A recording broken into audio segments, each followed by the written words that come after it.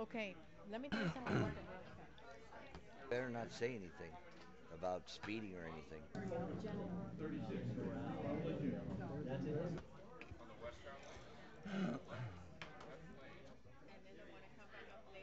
George came by today and I gave him the original that he wanted Okay. for the Bob, title. What's uh-huh. the Bob presentation Best they told want me to do? that Yeah, he because I he don't want turned them in to on his slam the Yep. today police like they 80 did the other Yep. so day. that was good. That's it. Yes, I want to Nobody know else what. is fault. So. Good. No, I'll wait for you. But the other thing too is I'm not going to deviate from this agenda. I want to get these people in. Maybe another meeting if they want to do something. Whatever. Okay, but I want to know what they're doing. They're not going to slam me like last. Let's slam our department like they did last time. You agree? Okay. That when they said the Up and report about talk the about crime, speed and everything. and about the crime. Yes, and that it wasn't fair. Nobody knew what they were going to say. How are you? Nice to see you. How are you? Yes, thank you. Thanks for hearing it. Every Huh? kids did that. I got blamed because Oh, yeah, yeah. I'll be up there. I put them up. I let them do it. I didn't know they were going to do that. No, no, no. I mean, nobody no, did. No, It was kind of like No, just but something that they. I'm the one that gets the heat from it because this is what. Don't you know what they're going to say? I never didn't know what they're going to say about speeding and crime. And then our stats come out. We're 35th in the fifth in the county, safest. Did you see that? no. Te digo que Why are you there? Ah, because you called. Really? Oh, I agree with you. I agree. tengo que bajar If it was también. filtered for that. Primera I vez. agree. Oh, you think I I wasn't think gonna this- make it? We got to do something about Good to this. see you, buddy. Jamie, there's always a I history. love your face, but you know how to dance, hey, man. I can dance. I wasn't going to shake your hand. I was gonna- Unopposed. Never Oh happened. my God! They let the Never happened. The entire council, yeah. I bring my own researched cup. You that want me to today, bring you one? actually. After I came to see Erica. Want me to bring you one? okay. She goes, I promise I'll have. She goes, my office will take those signatures down there. She went to talk to the Girl Scouts. No, the Girl Scouts want to do some little presentations to the mayor. Wanted to, yeah, she wanted to know what it was about. You have no idea. Please. Hello, how are you? Mr. Ruby. That's the Girl Scouts. Yeah, I haven't Yes. seen you in a while. I know. Oh, my God. How you doing? You lost weight. You lost Thank a lot you. of Yes, weight. thank Yeah, you. you look really good. Thank you very much.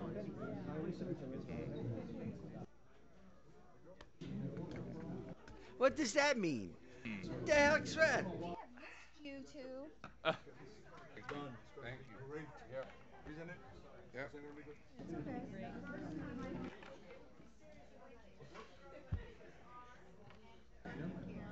Hey, you want to sit here? Joyce is there? Next to you? No, you can. He's okay now. He's better. You're the best pinch you ever had.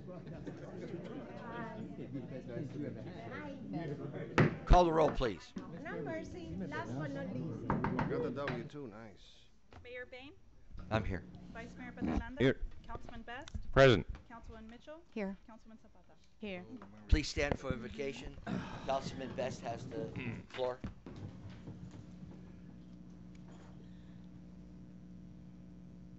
Saint Michael the Archangel, defend us in battle. Be our defense against the wickedness and snares of the devil. Your Holy Prince, through your intercession, the power of Almighty God.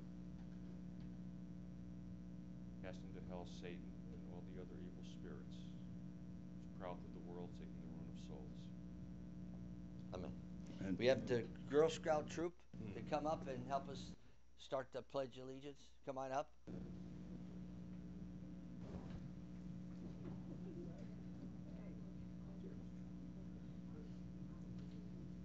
That's not a girl. You can't.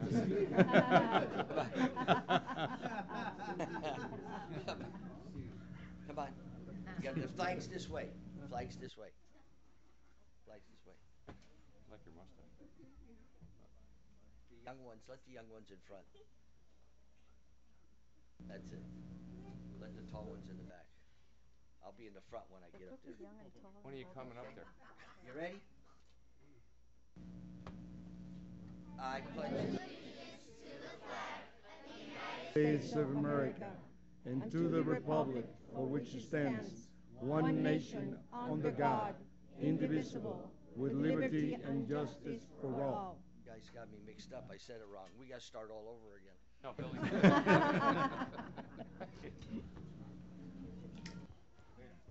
Thank you, girls.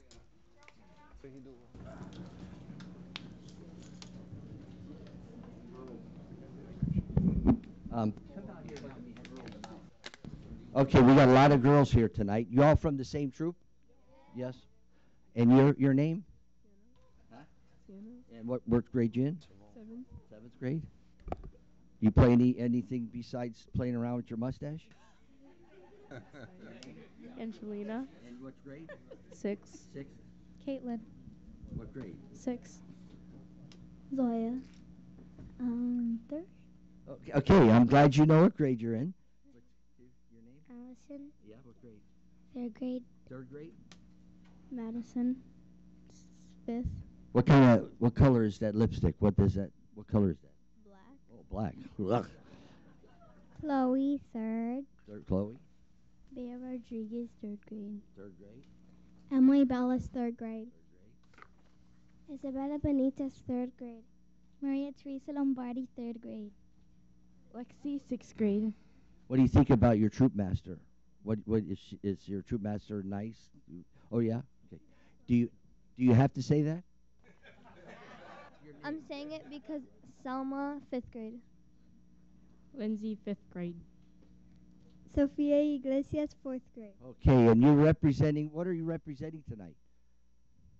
Mexico. Mexico. Mexico. Okay, we got here. Hold it. We got a. Well, I'll tell you what. Let me have it. We could go ahead and you guys can go ahead and have you'll hand them out to them. Give them one, okay? And what's your name? Daisy. Are you the troop? Are you your troop leader? Did you pay her to say the good things about you? No. Thank you, girls. Maybe later on they're going to come up and do something else. Maybe later. No. I just turned 21. Are you guys coming back up later? With guitars?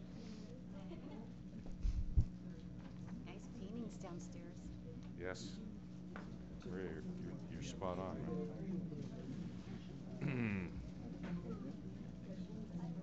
All right. We have no agenda or order business, no presentations tonight, and we go to open forum.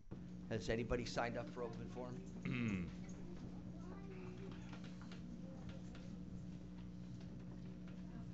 No? Okay, I close open forum.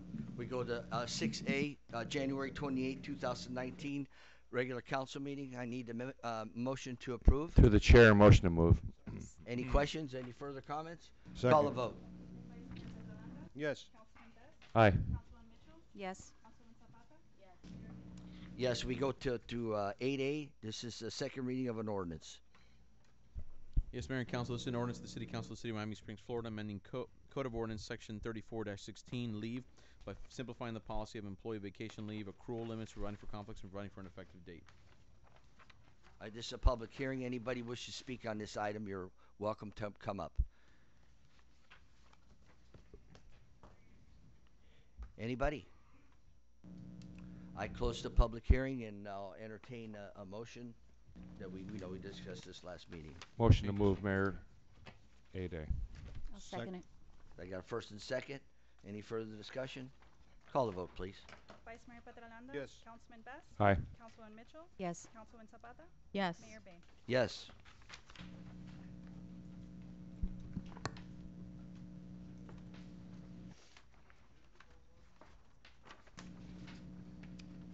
We go to consent agenda items, and we got one, I think, 9A.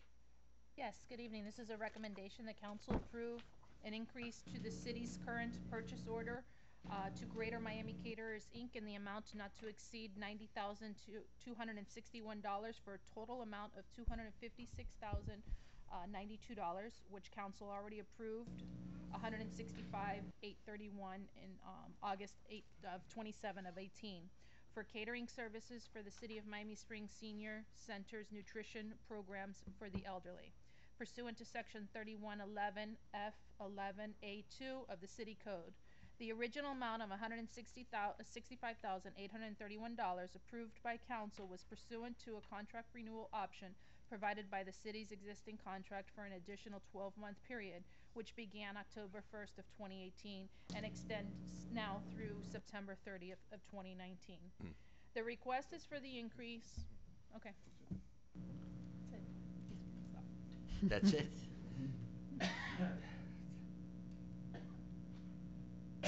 Okay, I entertain a motion. I just Motion to move to approve. Second. Any further discussion? Call a vote. Vice Mayor Petrolanda? Yes. Councilman Best? Aye. Councilwoman Mitchell? Yes. Councilwoman Zapata? Yes. Mayor Bain? Yes, we go to 11, no, there's no 10, no old business. 11A, a resolution. This is a resolution of the Mayor and City Council of the City of Miami Springs, Florida, urging the Florida Legislature to pass and adopt policies that increase funding to K-12 public education generally, as well as fully fund school security, in furtherance of the requirements of the Marjorie Stoneman Douglas High School Public Safety Act, providing for transmittal and providing for an effective date. So remember at the last meeting, Iraida from the school board was here and urged us to prepare a resolution supporting their request, and city attorney has prepared that for you tonight. Mayor and Council, I looked at the tape, and essentially there were three items that Iraida Mendez Cartaya brought up, which is increase the base student allocation in K through 12 education funding formula, which increases funds generally for Miami-Dade public schools. Then she talked about modifying the district cost differential to ensure that Miami-Dade County retains its fair share of self-generated dollars. And then finally, and she just mentioned, she made a mention that Miami-Dade County is a donor county, where we generate more dollars than are actually spent in the school district. And then lastly, to fully fund the cost of securing Miami-Dade public schools pursuant to the Marjorie Stoneman Douglas Act, which called for police officers in each one of the schools. So that's included in there. Happy to revise or change anything you might want or add to it. It's up to you. Through the chair, Mr. City Attorney, Sir. what does the term generally mean? Well, my understanding from listening to the, That's pretty wide open. I mean, well, the two items in the resolution and in her report are increasing the base student allocation and changing the district cost differential. Both go to increase dollars to the school board generally, as opposed to the last issue, which was to fund securing specifically. So the first two are as a result of the utilization of that term, then. In other words. Absolutely. Thank you, sir. Do I have a motion? Motion to move the item, sir. Second. Any further discussion? Call a vote, please. Vice Mayor Yes. Petrolanda? Councilman Best? Aye. Councilwoman Mitchell? Yes. Councilwoman Zapata? Yes. Mayor Bain? Yes. We go to 11B, a resolution. This is a resolution of the City Council of the City of Miami Springs, Florida, providing for the Second Amendment to the fiscal year 2018-19 general fund budget to record lease proceeds and purchase of new police vehicles and golf maintenance equipment, to record costs of renovations to the boat ramp and the grant funding for these renovations, to record grant funding for the bike pedestrian mobility study, and to record the use of building department technology fees to purchase new software and providing for an effective date. Nice. I need a motion. Motion to approve 11B is read. I'll second that, Mayor. Any discussion? None. Call a vote. Vice Mayor Petrolanda? Yes. Councilman Best? Aye. Councilwoman Mitchell? Yes. Councilwoman Zapata? Yes. Mayor Bain? Yes, we go to the 11C, approval leasing of the extension with Miami-Dade County for the dog park Yes, located Mayor. at 751 Dove Avenue. This is a resolution of the Mayor and City Council of the City of Miami Springs, Florida, approving a land lease agreement with Miami-Dade County for land hosting PB Dove Field and Miami Springs Dog Park, authorizing the city manager to execute and expend budgeted funds in furtherance hereof, providing for implementation, providing for an effective date. As you know, we have the 10-year lease that we had expired in 2017, and this is the renewal for an additional for 10 years with 2 renewal options for additional 10 years. Got it. And the county required enabling resolution. So. You have to make a resolution after this? No, that's what's circulated before you. Okay. All today. Billy. Okay, motion to approve 11C is read. Second. Call the vote. I have a question, Mayor. I'm just curious, if it ended in 2017, why are we doing what transpired? Because they took a long time to get the new one. So we were just waiting for them to get it to us. Right, Is the that the terms and only conditions reason? were held over, so we were operating under the same terms as the expired lease. Call it a month to month, whatever you want to call it. And then, right, the county doesn't move as quickly as we do. Okay. And is the- Procrastination. Is there anything in this new agreement compared to the last one that doesn't benefit us, or any changes or anything? No, absolutely not. I mean, we're paying a nominal amount for the use of it, and they're okay with all the uses we have on it. It's just fine. 10 years is the least we can do. Can we do 20? 10 years. 10 with years two with year the option of renewal. 2 Oh, more I 10 know, but years. could it be 20 years and then options of 20? No, I 20 think more? that we just should keep our 10 years while we can, and then get our 10 years the next down the road. If that's what they're offering us, I think we should keep it. The Otherwise- effectiveness is 20 years. The options are ours to renew. Yeah. Have a first or second or first? We did first and We second. did Oh, we first and did? second. Call the vote, please. Vice Mayor Petrolanda. Yes. Councilman Best. Aye. Councilwoman Mitchell. Yes. Councilwoman Zapata. Yes. Mayor Bain. Yes. 11D. Okay, yeah, now we go to 11D. This is, well, you can, Let me just read my memo into the record. A few weeks ago, members of the Eastern 401 Memorial Group, a nonprofit entity, reached out to Mayor Bain and myself in order to set up a meeting to discuss the group's plans for the construction of a memorial within our city to honor all of those that either lost their lives or survived the tragic crash of Eastern 401 in the Everglades in 1972. They chose our city due to the history that Miami Springs and Eastern Airlines shared during many years.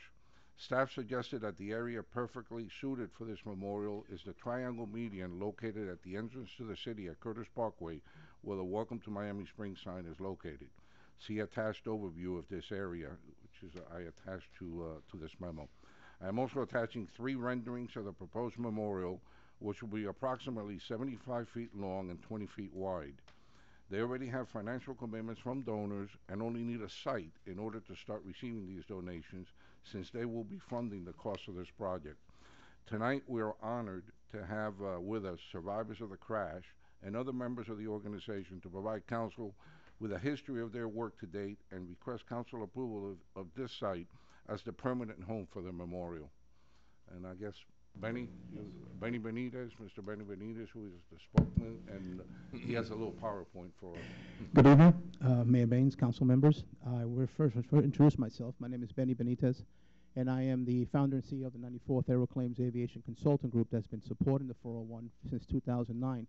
I want to thank you and everyone on the council for the time that we have here to present this.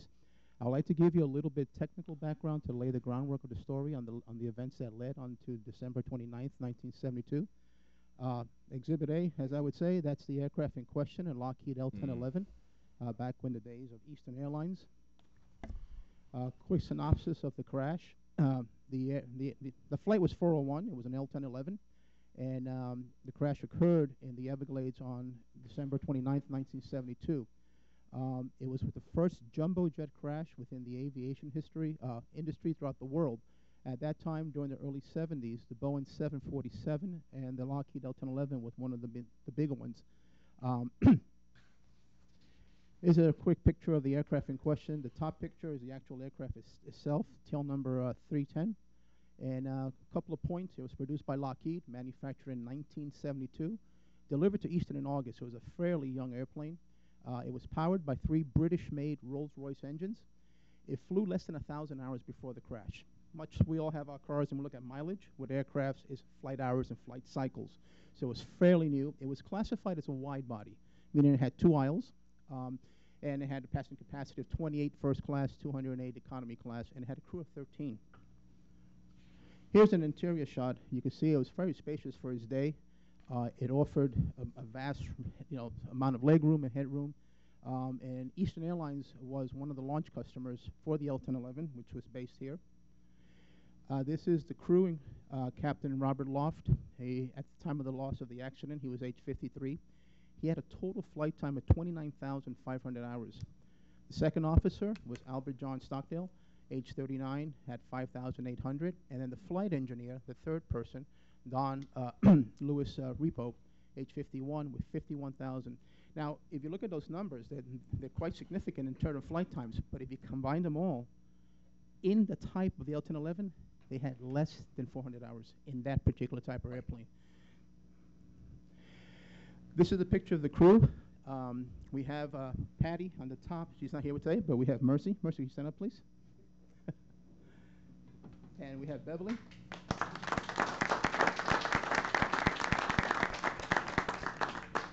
And this, if correct me if I'm wrong, this picture was taken the night before the flight? The day before. The day before the flight, yeah. No, I'm sorry, the same day. The same day. The same, okay. Same day in the afternoon. In the afternoon, very well. And the unique thing, we have this picture today because the only surviving suitcase Get out of here. was the Samsonite, which the camera was in to develop the picture. How did the accident occur? It was a thing that it's preventable now. This accident back in '72 gave us what we know today as CRM, Crew Resource Management. It's a concept where many people work together to achieve a goal. Now, CRM has translated from the aviation world into construction, medicine, surgery, where you have people double check, triple check. Ron, you said you had an experience when you went to the doctor and they double checked your... I had open knee surgery, and before the operation, they asked you 5 times, it's your left knee, right? I said, that's correct. Not right, but yes, it's your left knee. And they actually used a magic marker. And they marked it. And that concept stemmed from the loss of Eastern 401. Another most vivid sample that we all know is Sully on the Hudson River, U.S. Air. That was an example of CRM where he flew the airplane. First officer worked the radio, the flight attendants managed the people in the back, and they successfully made it. But the accident was attributed with the landing lever being put down to land in Miami, that the indication lights didn't go off with the nose gear, and they got so engrossed with troubleshooting the problem, they basically forgot to fly the airplane. The sad thing was that the aircraft, I'll show you in this here, when it came into Miami, there's Chrome Avenue, it came around, they dropped the gear wouldn't go down. They talked to the tower, they requested to go around to troubleshoot it. They set the altitude hold, not the autopilot, altitude hold at 2,000 feet, and they went around. But in the process, as there was no CRM, there was no defined procedure who's going to fly the airplane, who's going to fix the light bulb, they accidentally bumped the control column, which knocked out the altitude control, and the aircraft basically commenced to glide down slowly and surely without them knowing. It was a moonless night from what they have told me, so there was no visual horizon, and the plane basically augured into the ground. Here's some pictures of the wreckage. This is the morning after. You can see where the chunks of the airplanes were left, and I'll let Beverly and Mercy speak about their experience within the wreckage. The most ironic thing was when daylight came up and they were on scene, they did find the nose gear down and locked. There was a whole thing. That was the whole thing that was, worrying the crew. This gentleman here, we know him as the Angel of the Everglades, Bart Marquise. He was back then what's known now as a first responder. Luckily, by the grace of God, this gentleman was out there with his buddy frog hunting. They saw the plane go in, they headed to the crash, and because the little lantern he had on his head was what allowed the Coast Guard helicopters, once they were dispatched from Opelika, to fix in. It was pitch black, and Mr. Marquis died a few years ago, but he was instrumental for being the first person on site and having that light that the Coast Guard helicopters were able to fix on. Here's an actual picture of one of the rescues. The passengers and the survivors were all pulled out at night, so they didn't see the wreckage. Actually, I don't know if it was a good thing or a bad thing, guys, but they didn't see them. They were extracted that very night. What highlights it, like I mentioned, it gave us crew resource management. The other thing that crash gave us, and you can see it every day you fly commercially, if you look where the flight attendants sit, you'll see 2 flashlights, always on the side of the bulkhead. That became a part of that crash, because when they went down, back then the industry did not provide for installed flashlights at their seat station. They carried pen lights in their purse. So you can imagine, you can see the chaos that resulted in the crash, how you're going to resort to finding a person in that mayhem. It also introduced the shoulder harnesses that the flight attendants wear. So a lot of things came out that we all effectively, much like ValueJet, we fly safer today because of it. Here's a shot of the group a couple of years ago at George T. Baker. Mr. Will Shepard, a good friend of mine, he did an interview with them. And on the bottom we spoke at the Coast Guard Air Station. Every year they have a safety stand down. The gentleman holding the picture is Captain Al Haynes. He was a captain on United Airlines in Sioux City, Iowa. That was another tremendous crash, and he was a benefactor of CRM. Him and his crew worked the plane as best as possible. Now, why the city of Miami Springs? As we heard, it has a rich history of aviation. Me personally, as a former Navy flyer with Curtis, with Glenn Curtis, the father of naval aviation, being rooted here. But the city also has two prime world aviation training centers that teaches CRM. The Airbus Flight Training Center and the Pan Am Flight Academy, and then Bowen is just adjacent on the other side in Virginia Gardens. We believe that this city could become the center or the mecca of CRM, the official city of CRM, because it all starts here. I don't know if you guys ever see crew members going in of Airbus and Boeing and Pan Am, but members of crews from many airlines come here to hone the skill that was learned from this crash in CRM. I'm going to ask Al or Bruce to come up. This is the portion of the proposed site, and I'm going to let the architect speak a little bit. I don't want to steal their thunder, so Bruce Braddock. We'll be glad to, but I think the survivors wanted to say something first. Okay. Beverly? Go first? Yeah, let's let the survivors tell their story. All right. Oh, no, I'm just talking front. I don't need a microphone. You have to have that Have to have microphone. the mic on. These are loud enough. You have to have the microphone so that people at home can hear you. You can take it off and face the audience if you like. All right. You know how to put it back on?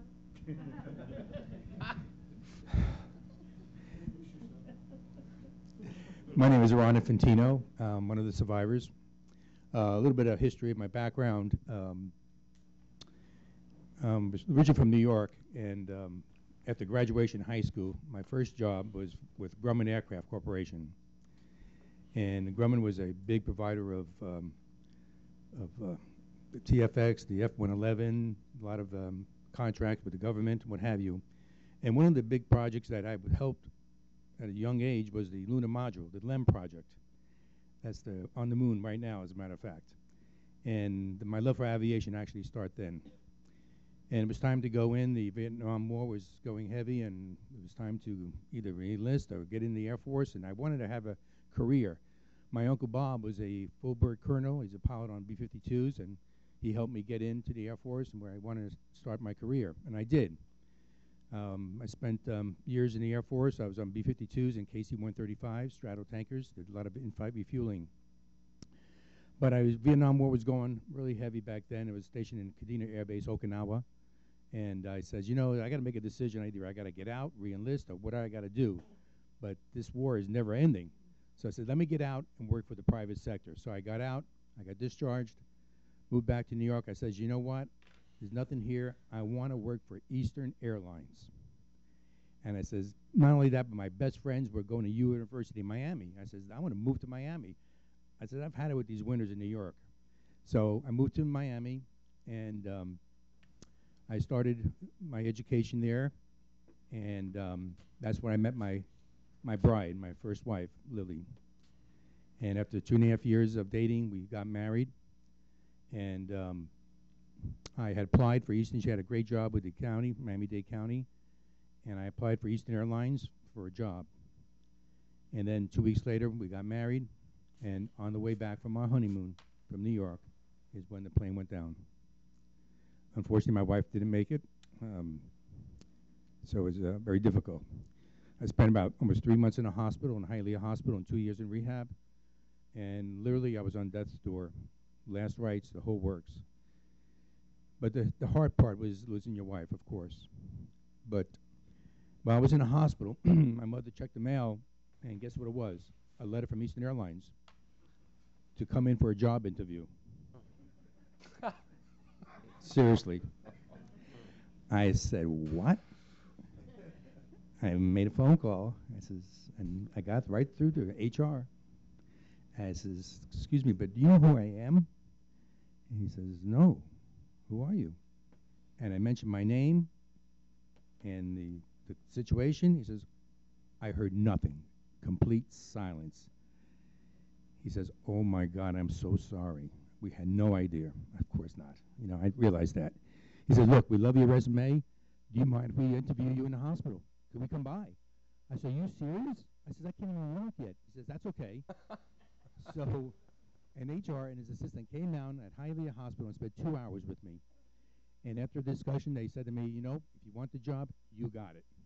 I said, "Well, thank you very much. I really appreciate that." But my head was not there. It really wasn't. I never took the job, but just the thought alone, how much I appreciated that opportunity. It really was a big moment in my life. But, you know, I'm going to be brief right now. I'm going to close with saying this. What did you get out of the crash? And I say, I number things from 1 to 10. So when you guys are stuck in traffic, especially in Miami, right? Or in a grocery store and somebody doesn't have the proper change or writing a check and you're getting impatient, stop and think, what number is this? It's not a 10. So please put everything into perspective, because that's how life is. And that's a lesson that I've learned over the years. And I appreciate the opportunity to be a part of this. We've been trying so hard to remember our loved ones. And I saw Lily the other day. Okay. I told her, we have a chance of getting a resting place for you. Thank you. You got it. You have it.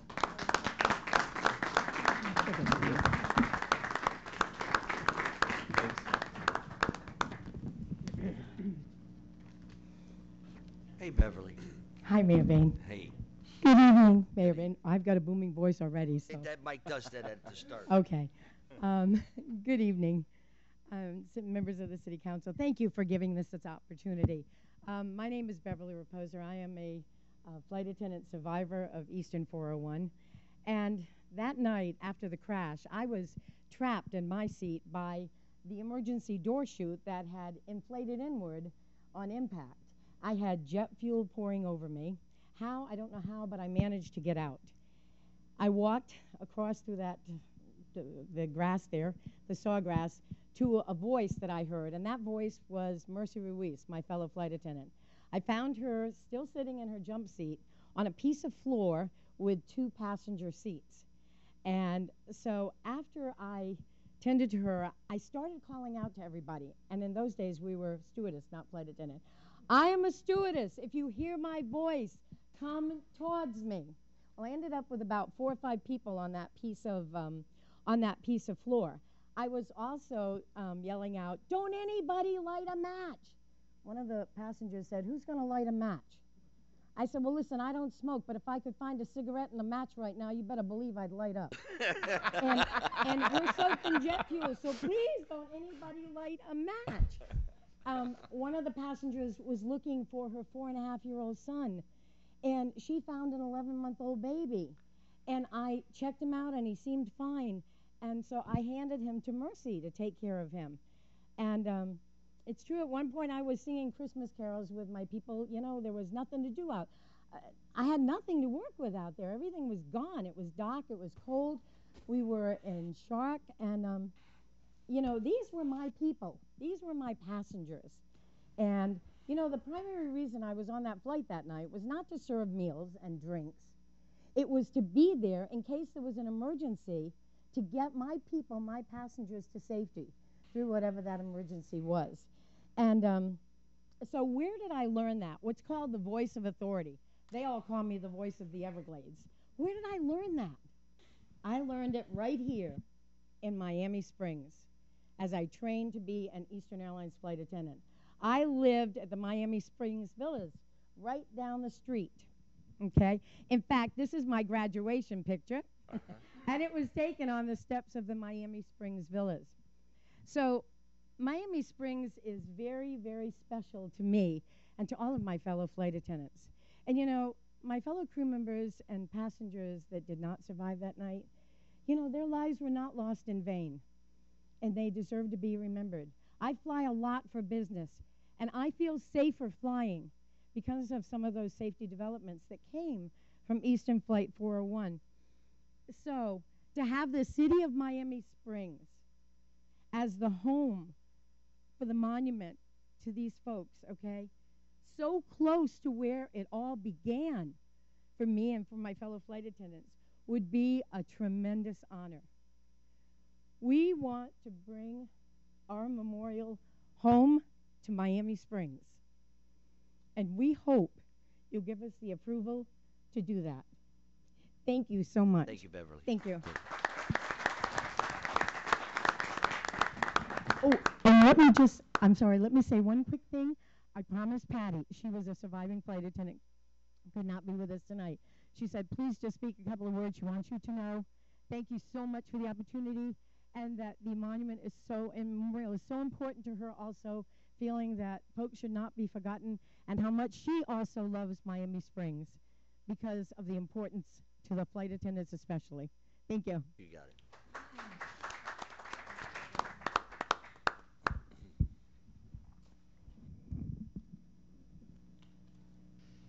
Can you hear me? Yes. Yeah. Okay. Well, again, good evening, Mayor Bain and members of the Miami Springs City Council. Thank you. Thank you very much for the opportunity to come and meet with you. As we all know, the city of Miami Springs has been linked with aviation since it was founded in 1926. I hold a very special place in my heart for Miami Springs. It was here at the Miami Springs Villas that I trained in 1970 to become an Eastern Airlines flight attendant. I flew for a total of 33 years. We want to build a memorial monument to honor the 101 people that perished in that crash. In the afternoon of December 29th, 1972, I asked my fellow flight attendants to take some pictures since this might be our last trip together. Little did I know that my words would become a decree just hours later. We took 3 snapshots. 9 flight attendant suitcases out of 10 were destroyed, yet 1 came back.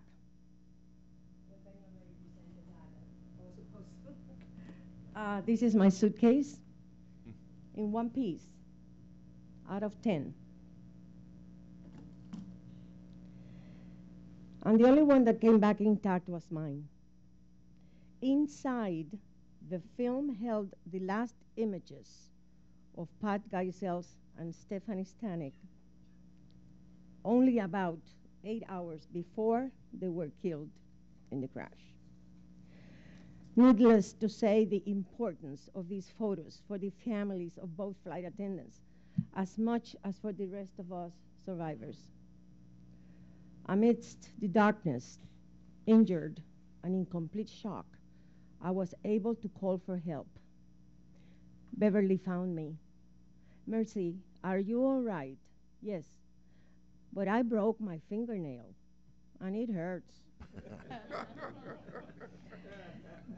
The truth. We prayed together our Lord's Prayer. She made me as comfortable as she could by laying me down and went away to try to help others, only to come back a few minutes later with a baby and gave him to me. Suddenly, I realized the dramatic situation we were involved in. I held the baby close to me to keep him warm from the 42-degree temperature in the Everglades at night. So cold, so dark. I knew that in spite of the blood pouring from my wound, I had to keep him warm till help arrived. Dear Mayor and members of the council, we come before you with a humble request for a permit to build our monument. And when it becomes a reality and we all feel proud, you will feel in your hearts that you made the right decision by allowing history to perpetuate in memory of Glenn H. Curtis, our founder, as much as honoring the memory of 101 souls. As you can see, I'm wearing my wings tonight. and they are very shiny, more than ever. They shine with hope. Very grateful. Thank you very much. Thank you.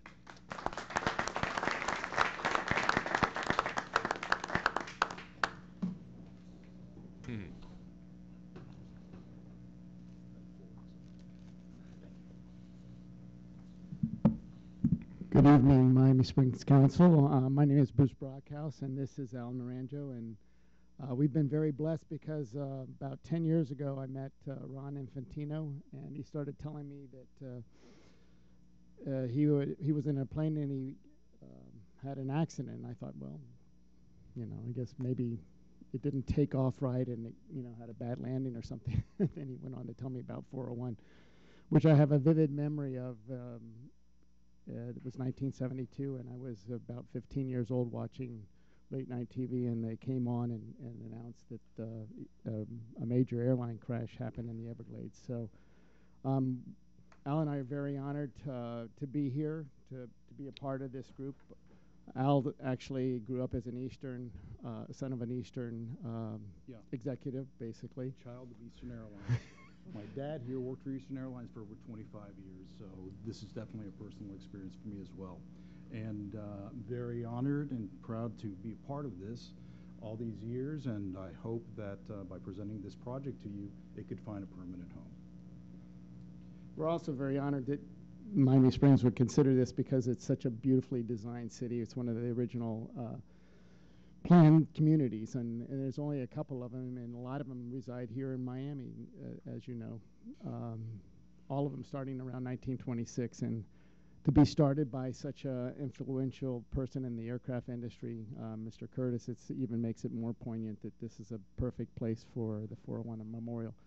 But I think everybody's said enough about that, and I'm going to go ahead. Al and I are going to just describe what we came up with is the design of the site. First of all, we didn't have an exact location yet, but we wanted to do something that gave a sense of flight and also give us an opportunity to describe all the safety things that came out of this CRM. And what we tried to do is create something that gave us an opportunity to tell the story of 401, both of the flight attendants, the first responders, who were a huge part of it. As you remember, Bud was really the person who directed everybody. The Coast Guard was involved, Miami Police, even the Eastern executives were out there. So we like to have the story told so that people understand how safe aviation is, and because of Miami Springs and because of CRM, we thought this was the right place to do it. So you want to give me the next slide? Sure. Going the other way. So we just wanted to give you an idea. Obviously, you know the site is there across from the driving range at the entrance of Miami Springs, and this is pretty close to the exact scale of it. There's a power line that goes from that church to the parking area, and we're just pushing it just north of that so it doesn't interrupt that. And also not to, you know, fight with the signage of the city, or the Garden Club has a memorial there too. So we're kind of pushing it towards the north. Show the next slide.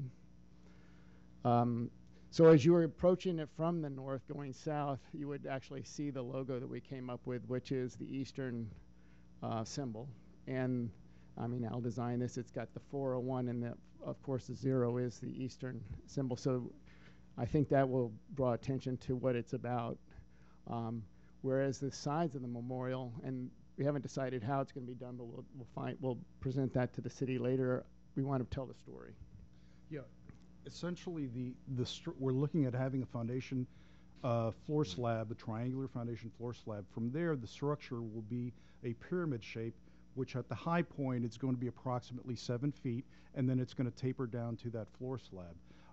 Basically, what we're thinking of doing is surrounding it on both sides with benches, permanent row benches, and cladding the structure in some type of neutral granite tone. And as you can see, there are also plaques or some type of panels which would deliver the information and express all the CRM and the tribute to the survivors and the victims. And essentially, with the main focal point feature, we want to do some type of sculptural plane. Don't know if it could be out of bronze metal, but something that will be the actual focal point of the structure itself, of the tribute. So looking at it again, we're going to place it so the front of it's going to be north. It's obviously going to be between Curtis Parkway, North and South Curtis Parkway, just north of Eldron Drive, with the front of it to the north. And we're going to also put some access sidewalks and walkways that approach the structure from all three sides of the street.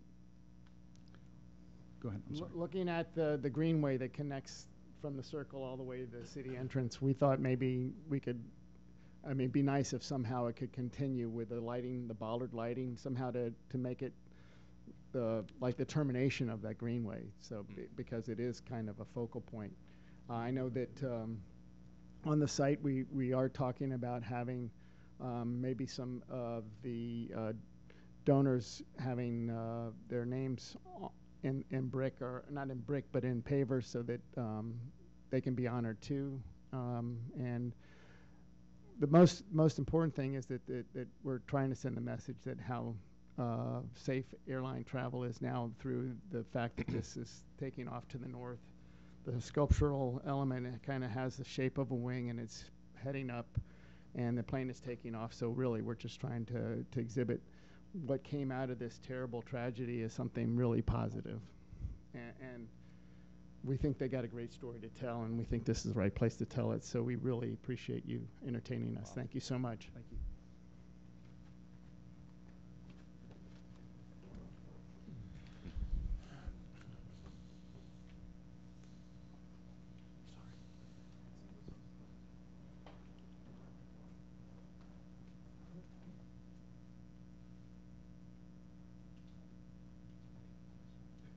Well, that's the end of it, folks. If there's any questions to the survivors, myself, or Paolo Bruce, we'll entertain it, but we want to thank you for this opportunity.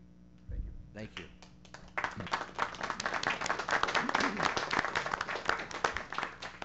Through the chair, if I might, thank you all for being here tonight, and God bless the ones that have survived that. I worked for Eastern Airlines in aircraft inspection for a number of years, and I don't recall, never mind my time in office, but even before that, anybody ever coming and petitioning a governmental agency to do something to honor what happened that day. And I applaud you for that, all of you. When I first read the report with our stuff that they send us, you know, I thought you wanted to put a real 1011 out there. You've straightened that out for me. So, Mayor, I think that for this evening, we've heard this. We've heard all the testimonies. I think we should give this some serious consideration and maybe come back perhaps the next meeting, sir. That's up to the rest of the council. No, I know. My opinion. Yeah.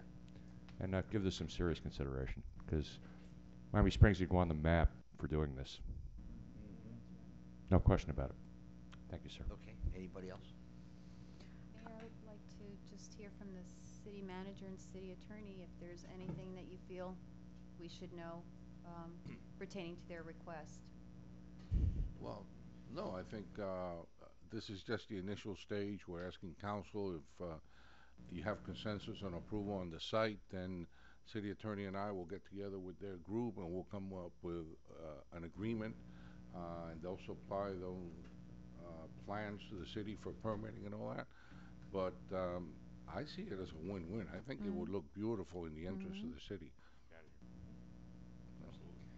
I'd just like to say that I think that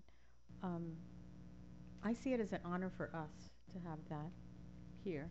I can't think of any other place more appropriate than to have that here in Miami Springs. I think that the position of the monument and where it's going to be is very appropriate.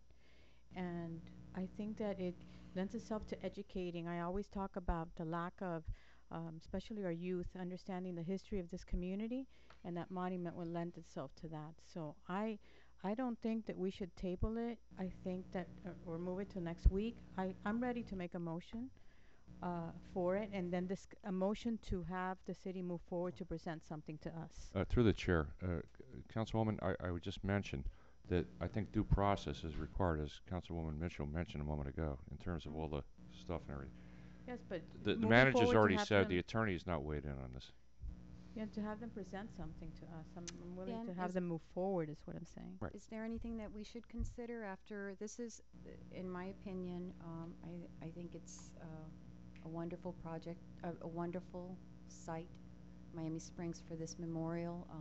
You know, we're an airline community, and it's a lovely, the memorial itself is just stunning. It's really going to add to, you know, the beauty of our city and the history. But is there something that we should be aware of that? I mean, I'll have to take a look at it. It's City of Miami Springs property, even though it's situated in between Miami-Dade County right-of-way. So we'll check in with the county on that location. I mean, if there's, basically it's whether to move forward with this one or this one and other locations. Otherwise, yes, we're going to have to sit down and enter into an agreement with an entity, presumably the nonprofit. And we're going to need a number of assurances associated with that, because essentially it will be constructed upon who's going to build it. And there's a number of issues to address before we get to the finish line. But at the end of the day, I think that what management is asking right now is just for a preliminary direction, whether the council wants to pursue this, and then we can bring it back with a more detailed report. I mean, anything. Yes, is the funding allocated already? Because what I'm afraid is that you all start and then kind of don't have the funding to finish it. And I know that's something maybe we can talk about later on. Good evening, Mayor, council members. My name is Patrick Bolton, and I am blessed and privileged to be associated with this fine group. We have been discussing for some time how this project will be funded. Thankfully, we live in an age where the internet makes our world so small and so available, and networking is now global. So there are a number of avenues that we have considered. We're looking at primarily, we first of all set up a Facebook group, which is now at 249 members, everybody jockeying to say, what can I do? How can I help you network to reach out to help fund this project?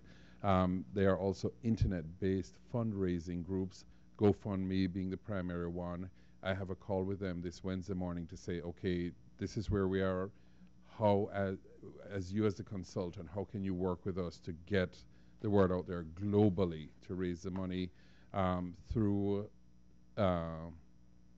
the support of Silverliners, other airline associations, as well as we have some top people here who have connections with Miami Springs and the aviation side, the aviation community, who we intend to approach to say, you know, this is a part of your history. This is a cornerstone in the history of your community and your product. We are looking for sponsorship and donations. So we are going to get the word out globally for assistance or funding. We do have some money which was started some time ago and is being held in escrow, but we could not go forward until we knew for sure, okay, we have a location, we already have a beautifully designed memorial. What we need to know is where we're going to put it, and then we're going to go full force with the fundraising side of things. And we have a figure in our head. Of course, we're going to put this out to bid with contractors to say, hey, we already have a generous donation of granite for the actual pyramid that's being offered, trucked down for free. So the support has been overwhelming, is what I'm saying. And we feel the momentum building, so we're not worried about, you know, it's just a matter of time. We're going to raise the funds. We are determined. Thank you. Thank you. Mayor, one last question. What took you all so long to come to our city? Say what? How long? Why did it take you so long to find a home for it? My name is Juan Ruby. I'm the president of the Chamber of Commerce in Medley, and I am a former Miami Springs resident. While attending to one of my customers that I do consulting for, I met Ron. My customer said, no, you have to sit with him somewhere else and he has to tell you a story. I said, okay, fine. So he told me the story. And when he told me the story, same as you guys have heard here, I said, wow, this needs to be there. 1926 was the year that Eastern Airlines was born. It was born in Miami Springs by no other than Eddie Rickenbacker. A name that sounds very familiar in Miami because of the Causeway, but very few people know he funded Eastern Airlines. And he was the first person to go elsewhere, New York in general, and put up a big sign. Miami is the place for tourism in wintertime. So, as you said, history is all around Eastern Airlines. Eastern Airlines came into Miami Springs, and come on, this is just an airline community. We had the first international airport, thanks to Mr. Curtis, and the legacy that was left behind with a theme city. Actually, that's how it started. That's why we have all the Adobe homes and whatnot. And then the airline that was here until 1971, right? 1991? 1991. Stand corrected. So when he said that, I told him, I says, Miami Springs. That's got to be Miami Springs. And I had a meeting with Mr. Alonso and Mr. Bain on other issues. And I said, by the way, have you heard about this? And you're right, nobody had heard. Then I met you, and I met the Historical Society. And this is the perfect place because it's where they're trained, is where all this was born. And this is where, as Councilperson Zapata said, we have to teach children as to what history is behind the town they had the honor to be born and raised in. So that's why it took so long. Well, thank you. Anything else? No, thank you. I'd just like to say, they came, I get to sit about an hour with them talking about the situation, and, it's very touching what they went through, and they said something that the Value Jet, the memorial for the Value Jet is out in the Everglades. Mm-hmm. And, I don't know if that's no criticism, just it's not showing anything.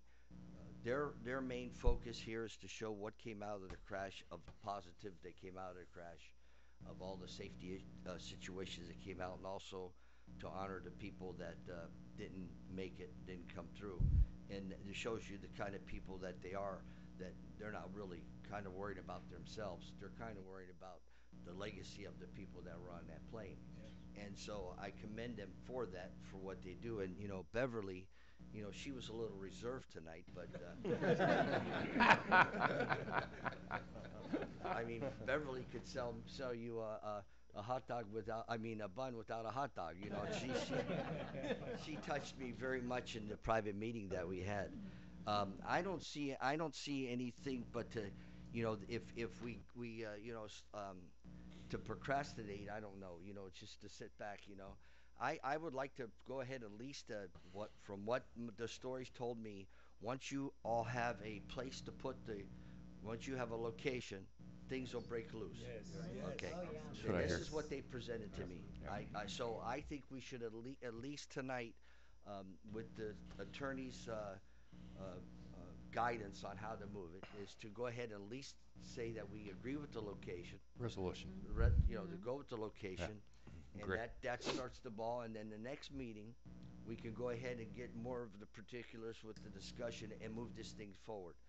That would be my proposal, and that would be something I'd like a motion to. Mayor, I couldn't agree with you more, and I'd be happy to make the first motion. I'll second it. Okay. Any further discussion?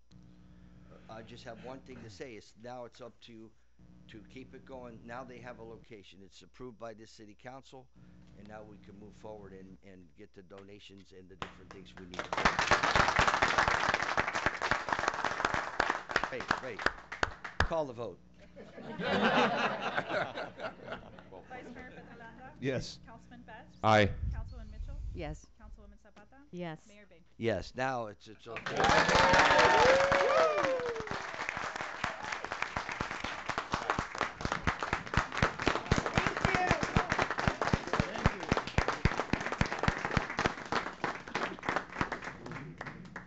Got goosebumps here. Good night. By the way, you guys, thanks for being here tonight, and thanks for bringing this to us. Thank you very much. I got a picture with them already.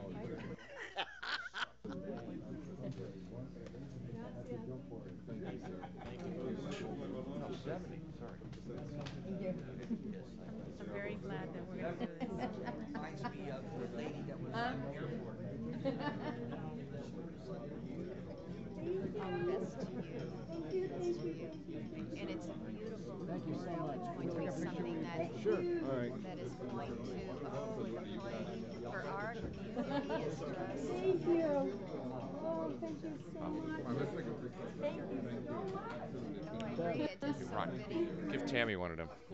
And William too. Yes, yes. Thank you. Pretty cool.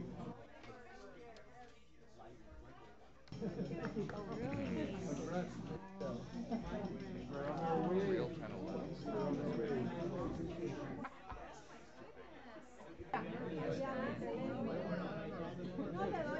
You work for East? Oh, yeah? Say hi. My My baby. Okay. We're gonna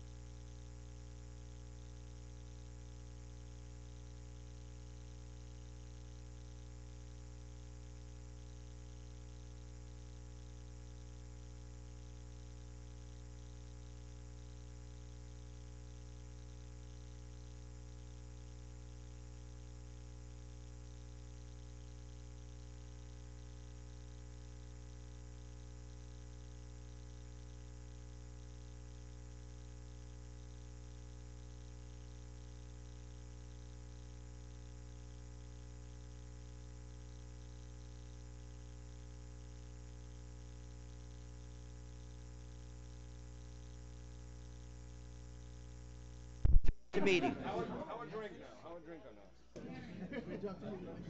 Celebrate, absolutely. No, thank you. Don't forget the suitcase. So what do you think? We're covering the whole thing tomorrow night. You know, they're having a whole presentation tomorrow night at the historical society. society. Yes. Yeah. No, I can't be there because I'm in an opening of a friend's restaurant. So I will not. Okay, we'll just go like this. Anything from the city attorney? Nothing. Anything from the city manager? You lost control, Mayor. No, it's okay. The mayor never loses. Go ahead.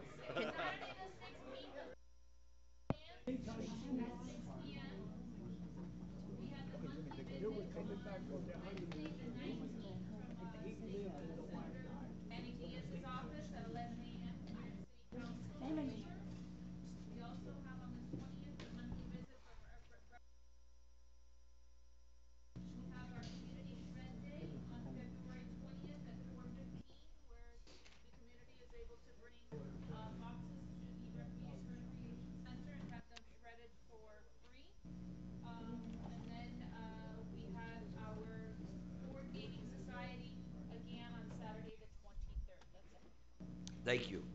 Anything from council tonight? Nope. Mayor, after that, I have nothing to say, sir. Okay, I Nothing. just want to thank Juan Ruby who brought this forward to us about a year ago almost, and Nice.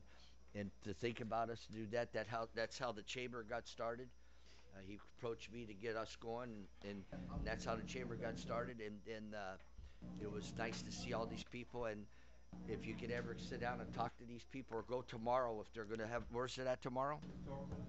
The historical. If you ever want to go and really interact with them, and we got to sit there privately with them for about an hour and a half in behind there in the stories, and you know, they're very touching. But what I said before, the most important thing is they're not looking for themselves to do. They're still looking to present and preserve the memory of the people that passed away on that plane. Through the chair, I'd just like to say, Mayor, based on what you just mentioned, which is salient, by the way, for us not to act on this, we must be a human, because we are approached as a community to do this and to recognize this, and all of them are right. Everyone that went to the well tonight and spoke. Yeah, we are an aviation community. Yes, we are. And Yes, we so, I think we have a destiny to do this. I really Got do. it. Okay, this meeting is adjourned. Happy Valentine's Day to everybody. I noticed that nobody brought candy for me. I'm sure Grace has some. Yeah. Still waiting for the fish fry and the deer meat Yes. and all that. Yeah. The river.